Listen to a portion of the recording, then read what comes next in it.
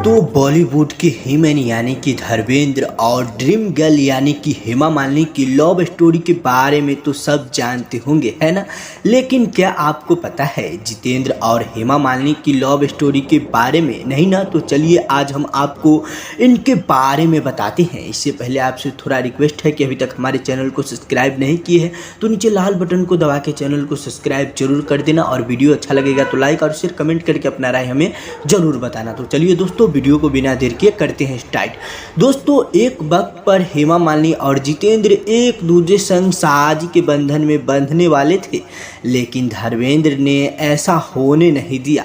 हालांकि इनके love triangle के चर्चे फिल्म इंडस्ट्री में खूब हुआ करते थे। दरअसल ये लव ट्रायंगल तब शुरू होता है जब हेमा और धर्मेंद्र के बीच प्यार पनप पर रहा था, लेकिन हेमा की मां जया चक्रवर्ती को किसी तरह उनके अफेयर के बारे में पता चल गया। लेकिन यंग लव बर्ड्स के पास अपने रिश्ते को सीक्रेट रखने के अपने तरीके थे। हालांकि वो बाहर और फिल्म के सेट पर मिलते थे, लेकिन किसी को सच नहीं पता होना चाहिए था।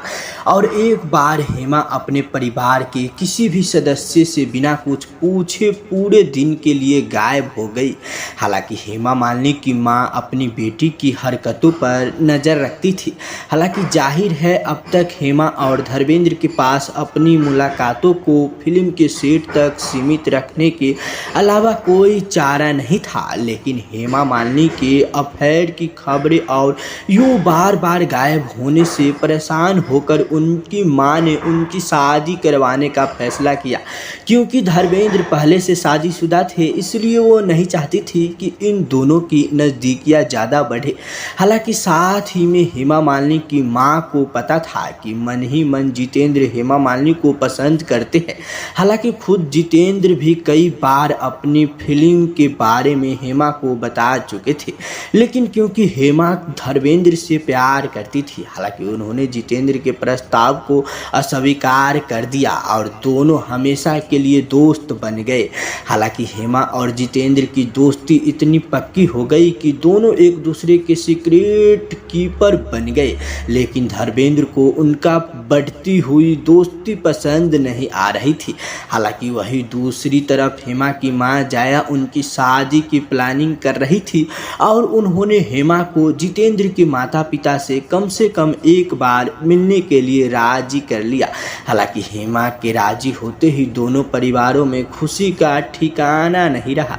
हालांकि स्पष्ट रूप से हेमा या जितेंद्र अपना निर्णय बदलने से पहले समारोह को जल्द से जल्द पूरा करना था। हालांकि दो परिवारों हेमा और जितेंद्र मद्रास के लिए रवाना हुए और सब कुछ सेट हो गया। लेकिन किसी तरह शादी के दिन की खबर धर्मेंद्र को लग गई। हालांकि धर्मेंद्र को जैसे ही यह खबर मिली वह अपने आप पर काबू नहीं रख सके। हालांकि वह तुरंत शोभा सिप्पी जितेंद्र की एयर होस्ट गर्लफ्रेंड के पास पहुंचे और मद्रास के लिए रवाना हो गए।